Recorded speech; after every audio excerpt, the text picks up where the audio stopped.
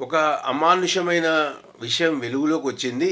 అదేంటంటే బంగ్లాదేశ్ నుంచి భారతదేశంలోకి ఎవరైతే హిందువులు, క్రిస్టియన్సు లేదా ఇతర మతాల వాళ్ళు మైగ్రేట్ అయ్యి వస్తున్నారో భయంతో, ఇప్పుడు అక్కడ జరుగుతున్న సివిల్ వార్ వల్ల భయంతో వస్తున్నారో వాళ్ళందరినీ కూడా ఆ బంగ్లాదేశ్ పోలీస్ కానివ్వండి, లేకపోతే బిఎస్ఎఫ్ లాంటి వ్యవహారం అక్కడ ఏదైతే ఉందో వాళ్ళు కానీ ఏం చేస్తున్నారంటే స్త్రీలని లంచంగా అడుగుతున్నారు, ప్లస్ డబ్బుల్ని లంచంగా అడుగుతున్నారు.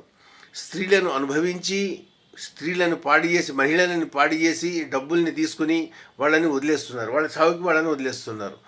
వాళ్ళని మమతా బెనర్జీ గవర్నమెంటు